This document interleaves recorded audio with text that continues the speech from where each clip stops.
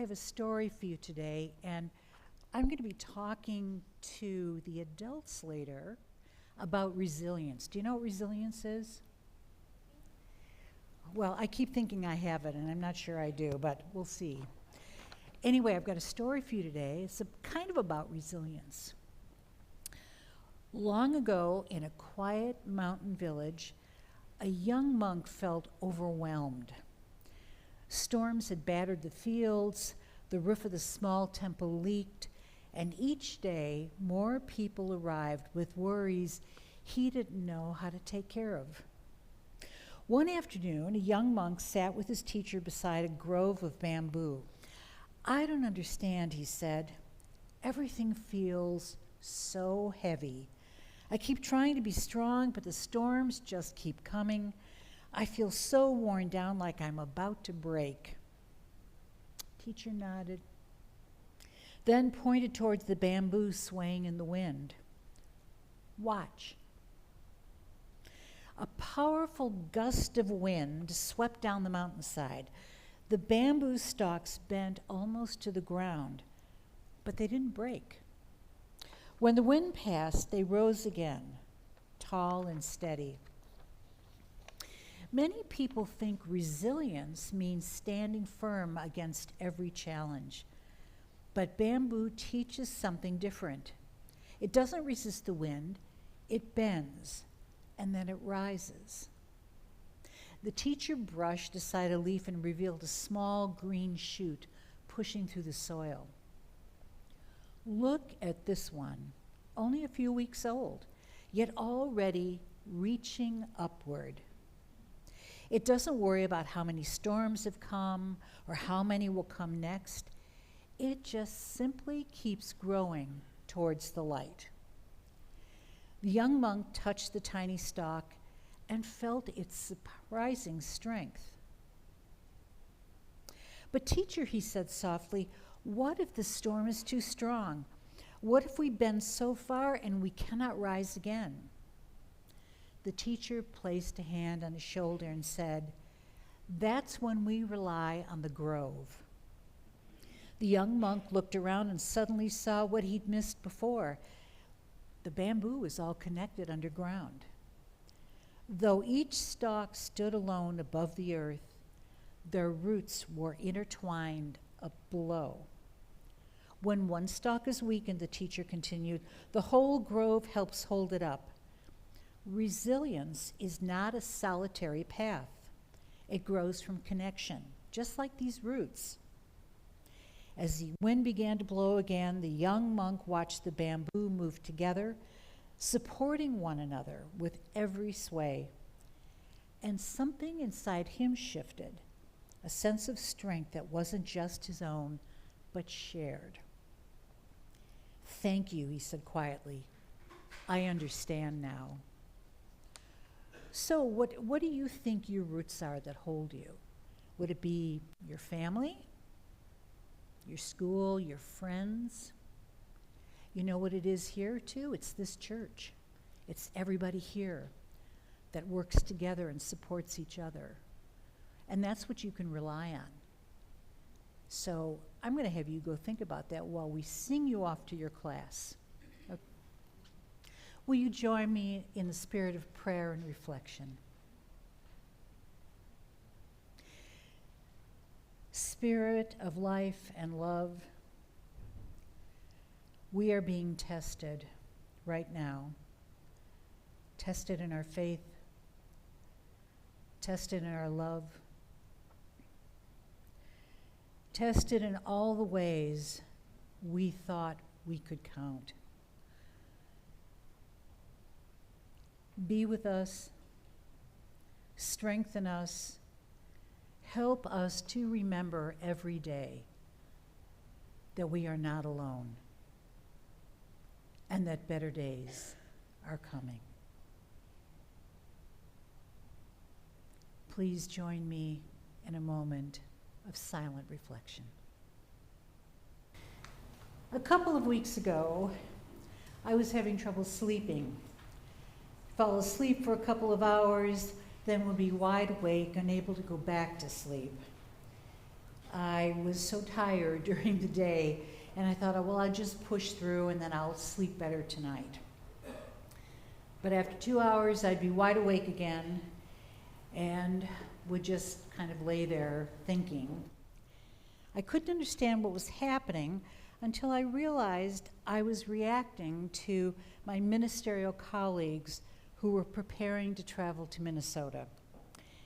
After a call came out for clergy to respond to the ICE occupation in their city. This was a call that went out from the interfaith community, modeled on Dr. King's call for clergy to travel to Alabama for the March on Selma during the fight for the voting rights in the 1960s. Many of our ministers answered that call from Dr. King, and during that weekend, 2 of our Unitarian Universalists were murdered in Selma. Reverend James Reeb was walking back from dinner with his other clergy colleagues when he was murdered by the Klan. And Viola Laozo was a volunteer that came from Michigan and was driving some African Americans from one rally site to another when she was murdered by the Klan. Many of our clergy responded to the call from Minneapolis. In fact, of the 1,000 clergy members who responded, 200 of those were Unitarian Universalist ministers. We were well represented. Now, no one in Minneapolis could ensure that the visiting clergy would be any safer than the resistors who were providing witness and support to their neighbors, and I was worried for them.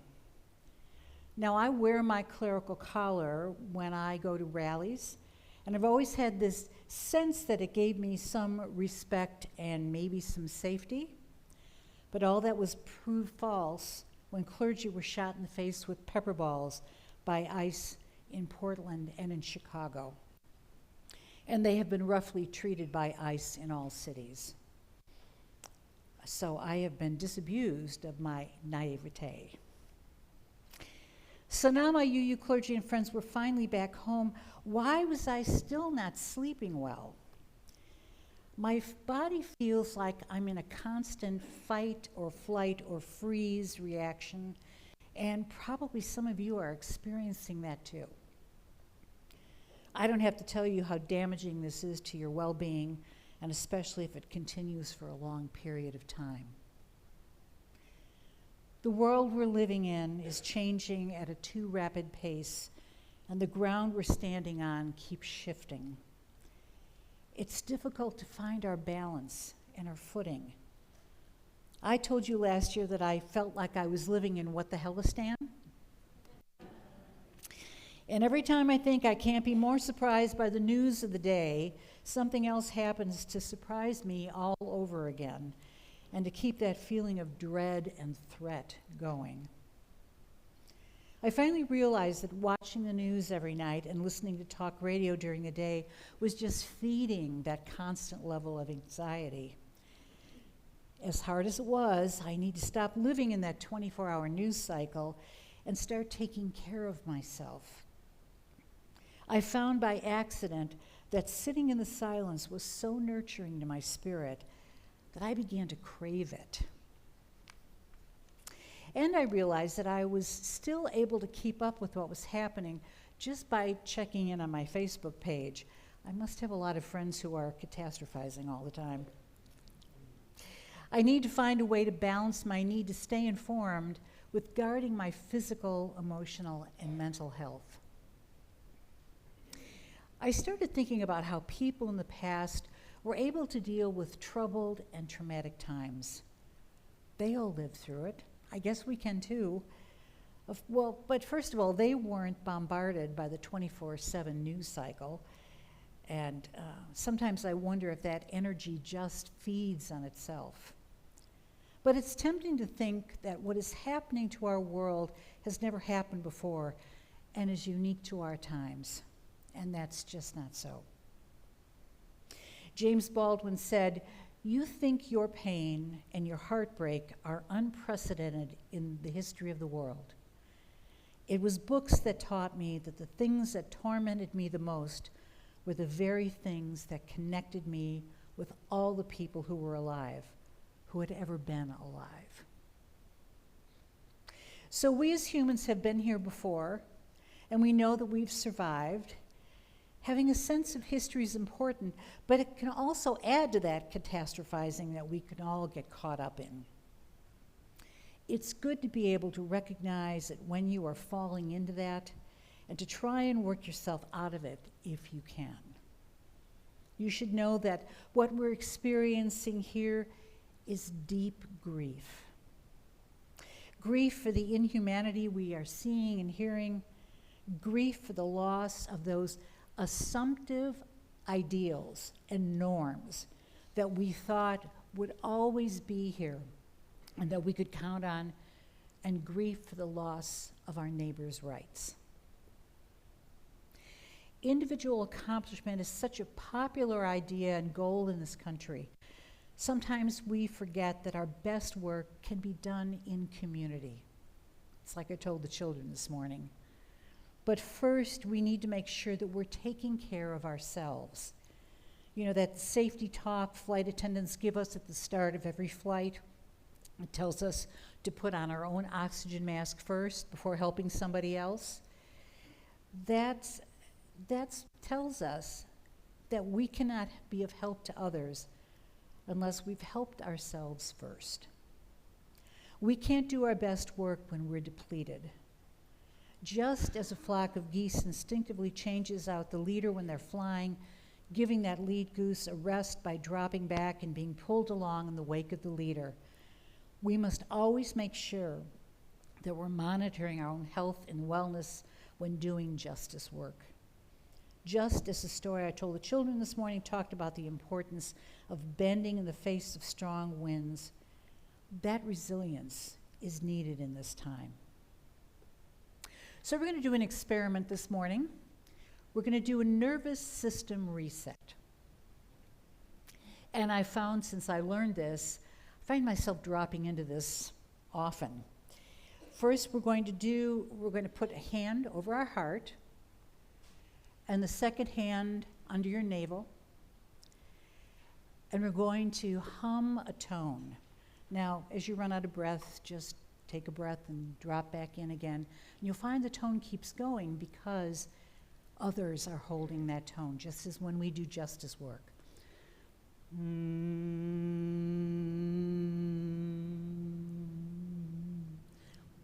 Keep it going. Remember to breathe. Feel that.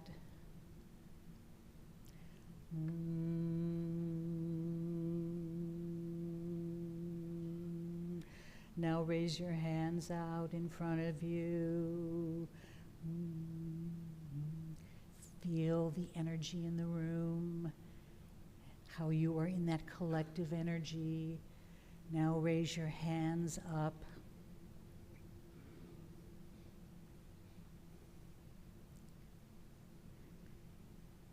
Feel the energy that comes from your hands and through your hands. Now drop your hands into your lap.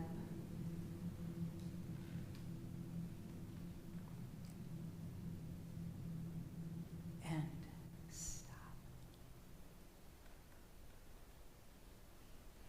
The tone helps reset your nervous system. Drop into this from time to time, especially after listening to Rachel Maddow. I'm just saying.